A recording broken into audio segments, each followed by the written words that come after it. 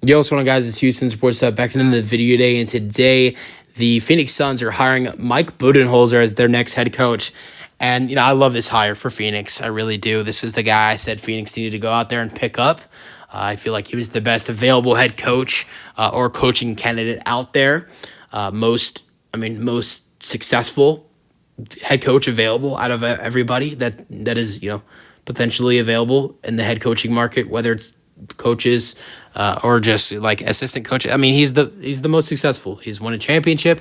He's won he's a two-time Coach of the Year award winner, and he has a lot of experience. I think out of everybody that's available for a job, he has the most experience as a head coach, coaching Atlanta and Milwaukee, and he's been in the NBA for a while as a coach. And not only that, but he's from the city of Phoenix. He is a hometown native of Phoenix, and it's going to be great, I'm sure, for him to return to his hometown. And not only that, but, he's getting a 5-year, $50+ million deal. So, he did a great job with Milwaukee. I still say it because of what they got what they replaced him with. Milwaukee should have never fired Budenholzer. Look what they did. They got a guy in Adrian Griffin who the players didn't like.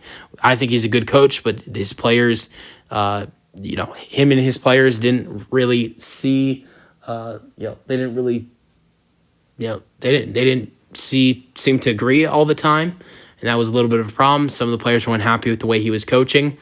He was gone. Doc Rivers comes in. I don't think any of the players really had a problem with Doc Rivers and what he was doing, but it didn't work well because he came in right away. They were not able to win. Eventually, they started to figure things out. Dame and Giannis started playing better together. Doc was better, doing better coaching.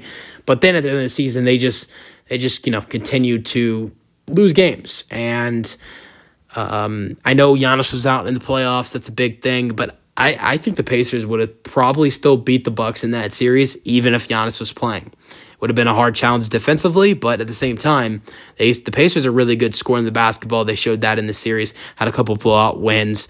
So I think the Pacers might have had to do it in 7 if Giannis was healthy, but I think the Pacers would have won that series even if Giannis was healthy.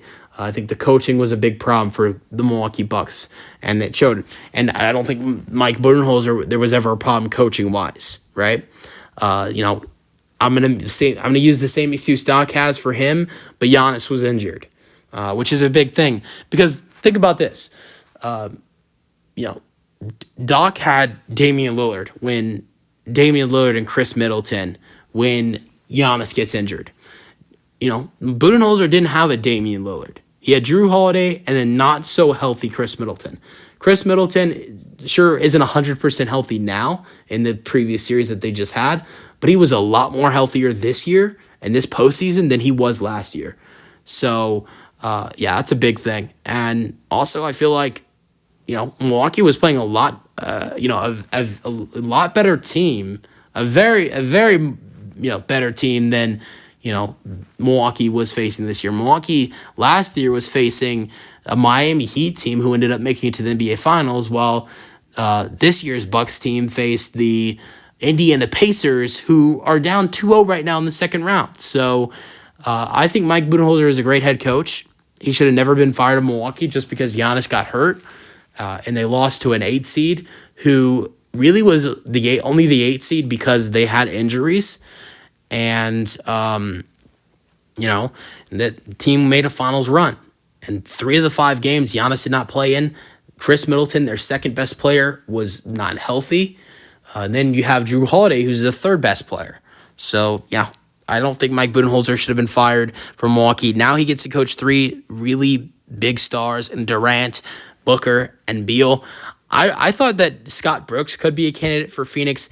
Look, you want to bring someone in who's going to be who's going to be comfortable. Your stars you're going to be comfortable with, and you don't find someone every day as a head coach candidate who not only coached one of your stars and was coach had a good relationship with one of your stars, but he coached 2 of your stars. Scott Brooks coached KD and OKC, and he coached Bradley Beal in Washington. He was a coaching candidate. I'm sure that's why Phoenix was thinking of potentially hiring him. But I think Mike Budenholzer is a way better choice, but Scott Brooks would have been a great choice as well. Let me know your thoughts on the hire for Phoenix in the comment section, and peace out.